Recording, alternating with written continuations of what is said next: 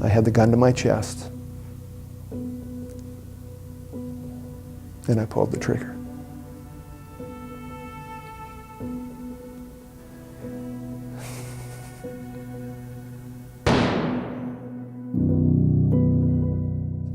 And I remember I kept repeating 4 words.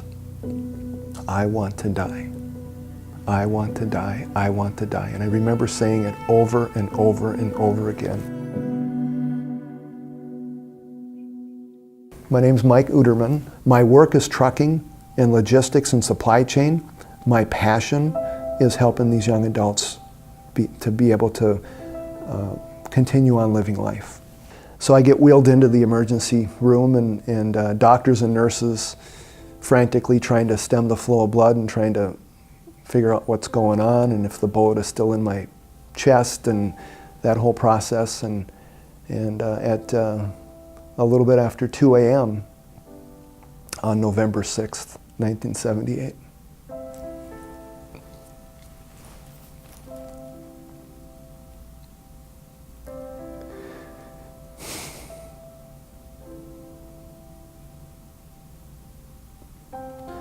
I got my wish, and I died.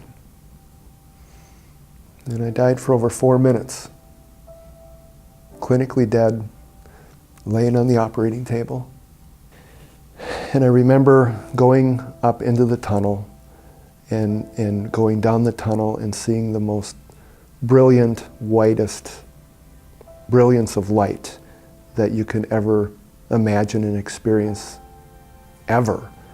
And I remember meeting I remember meeting Jesus. And I remember the end of the tunnel, and then I remember him walking me back down the tunnel, and we sat there watching the nurses and doctors working frantically on my body. And I remember having a conversation with Jesus, and I remember him saying that he wasn't finished with me yet, that he had much work for me to do on earth, and that he was sending me back. And I didn't want to go because I was at peace. And he said he wasn't finished with me yet, and in an instant, I heard one of the nurses say, "He's back." And proceeded to spend the next 7 days in a coma, the next 7 weeks in intensive care, in the next 3 months in the mental health unit at the St. Cloud Hospital. And I didn't realize or think I had done anything wrong, that I had a mental illness at that point. I mean, good Lord, I had just tried to kill myself. But as a 16 or 17-year-old, you don't think about those types of things. I wanted to leave the hospital and I wanted to go back to school.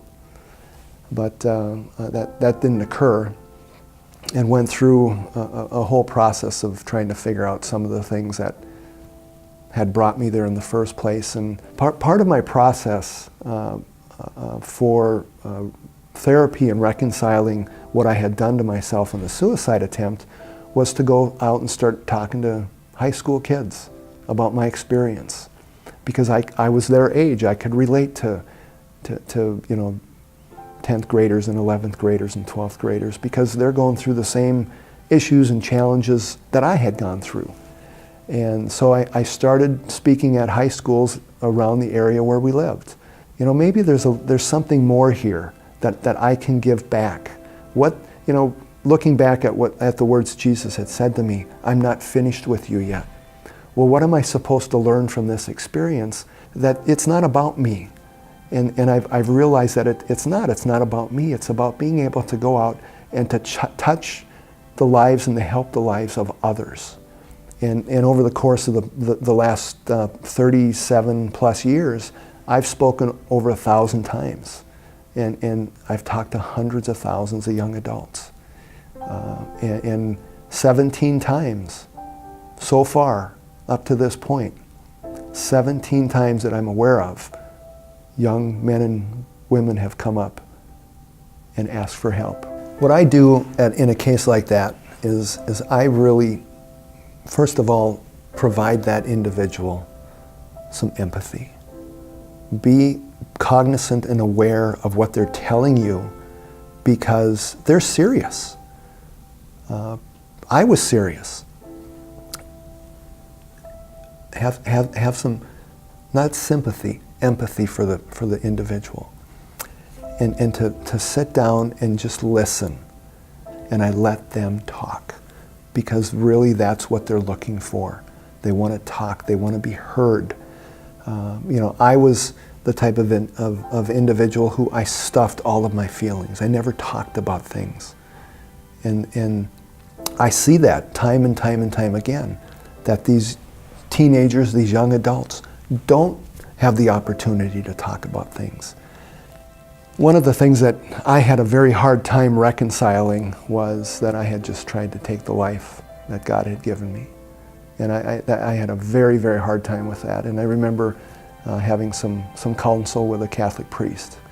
And I remember him saying the words that Mike, Jesus forgave you the second you pulled that trigger because you're still here.